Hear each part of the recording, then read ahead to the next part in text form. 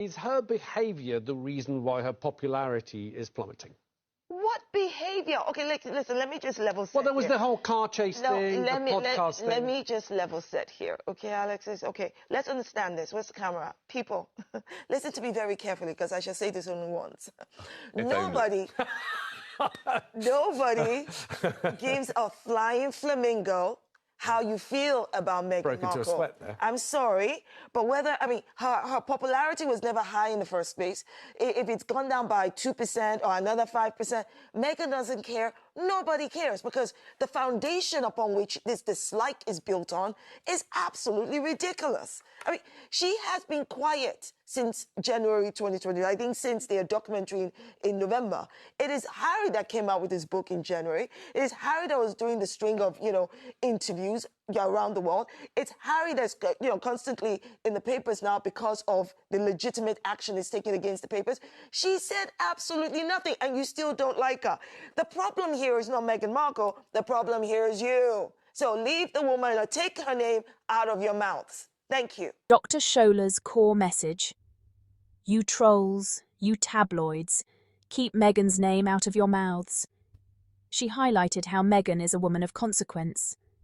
Visible, meaningful, impactful, and that many of her critics are clutching onto her name because they fear she is far ahead of them.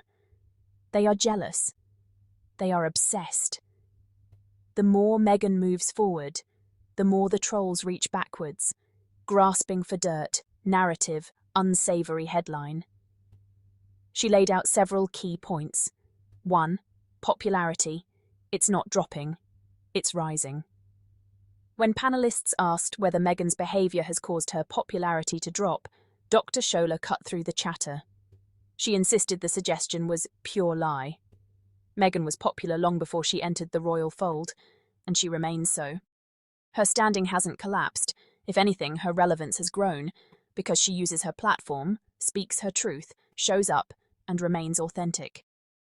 Dr. Shola emphasised the notion that Meghan has somehow lost her popularity is rooted in the resentment of those who cannot handle her being ahead. The tabloids want the easy narrative, the rise, the peak, the fall.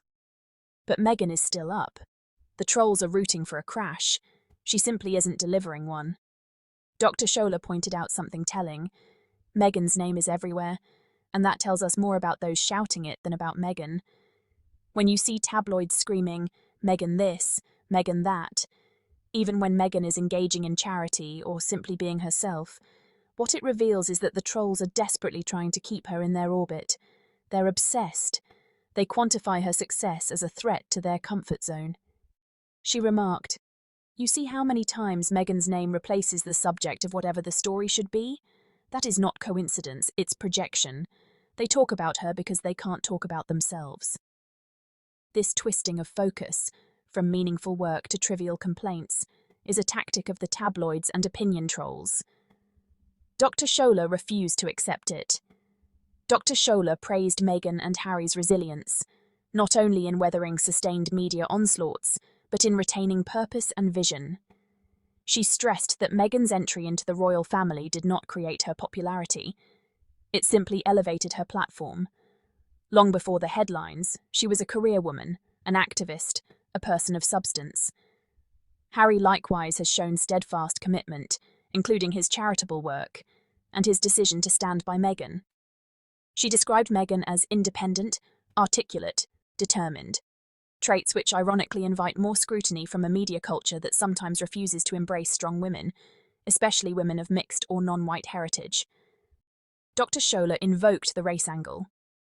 The way Meghan has been treated is rooted not only in misogyny, but in misogynoir, the intersection of sexism and racism directed at black or biracial women.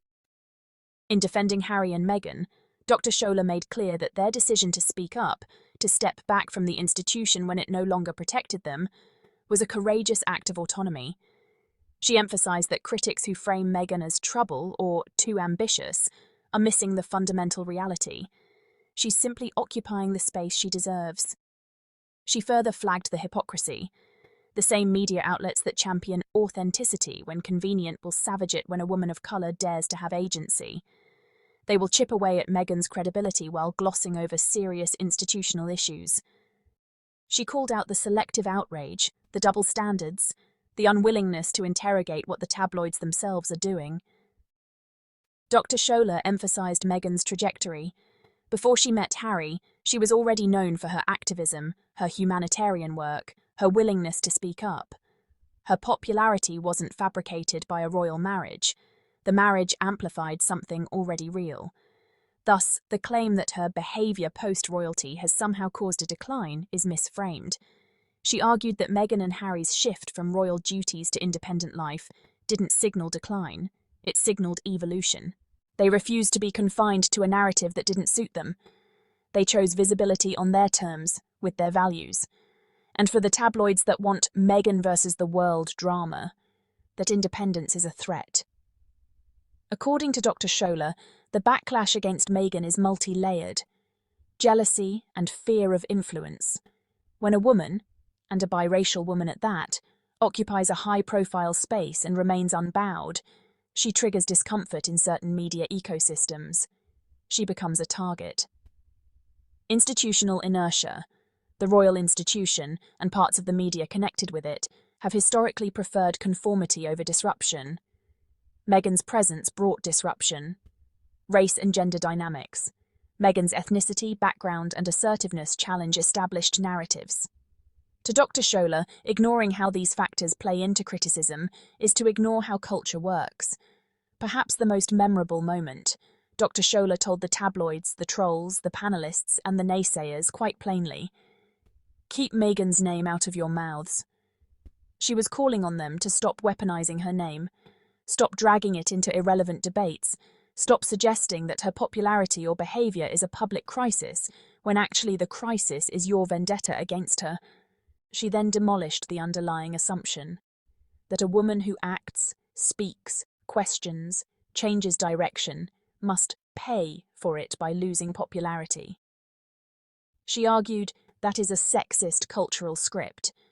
She asserted that Meghan's forward motion should make her more popular among those hungry for new narratives, not less.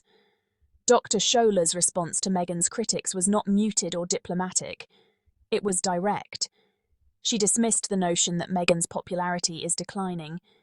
She portrayed Meghan as a strong, accomplished woman whose name is being smeared not because of her faults, but because of others' insecurities and agendas. She called out the tabloids and trolls for turning Meghan into a symbol, for dragging her name into every sliver of gossip, for attempting to manufacture her downfall. She told them plainly, "Enough. Stop using her name like a catchphrase. Stop pretending you're analysing while you're projecting. And when you ask if her behaviour caused her popularity to drop, flip the question. Maybe your behaviour caused your credibility to drop." Finally, she reaffirmed, Meghan and Harry are doing vital work. They were before the marriage. They remain now. Their popularity isn't a fluke. It's earned and it's resilient. And to the tabloids and trolls, she said, your obsession doesn't diminish her. It reveals you. Dr. Shola spoke up, creating a ripple effect of support. It's a lesson for all of us. We can have different opinions, but we must challenge unfair frameworks. Defending each other is defending ourselves. Let's be bolder and kinder. Challenge gossip and negativity.